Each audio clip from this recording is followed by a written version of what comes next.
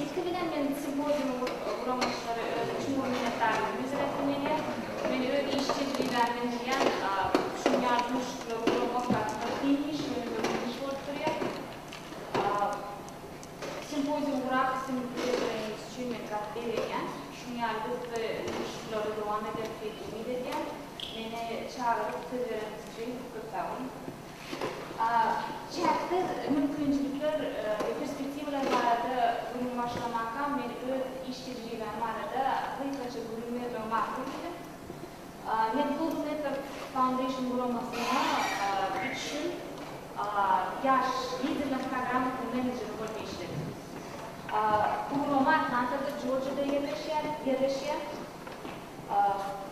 Programın adı Central Eurasia Leadership Academy, birkaç selo var. Selo oturuyor, CELA. Selo programa networking kurulmakta, peydalar arasında kurulmakta ulu işler var.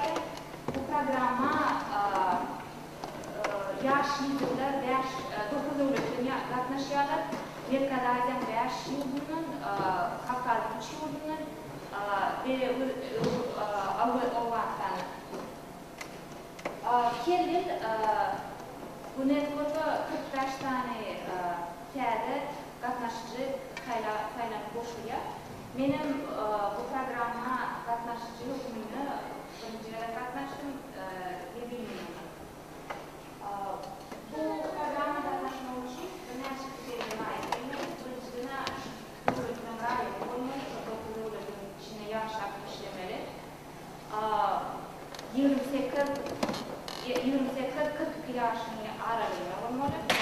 Özüm lidership okuyup olmalı. Katnaşıcılar türlü cemiyetin kurulu programı yani. Devlet kurumları, telekeçiler, yaş telekeçiler, devlete karıştırıp olmadığı kurumlarda işleyen yaşlar. Bu yıl katnaşıcıların hatabı 3 yıl avaya. Programın başlamağına şu teklif ediyor. 2006 yılda ben kâde fond öğretim, fondun adı Central Asia Educational Fund. Merkezi Foncu Bilim Fondu. Bu fondun iltihakı maksadı Merkez'de bilim ve sağlık kurumuna iş arttırmak, birden çok proyektleri dönüşe geçirdik, mali ekonomi verdik. Mesela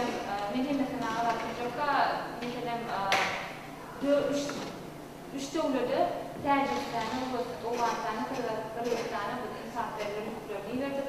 5 konteyner içi medizin imkanlarını.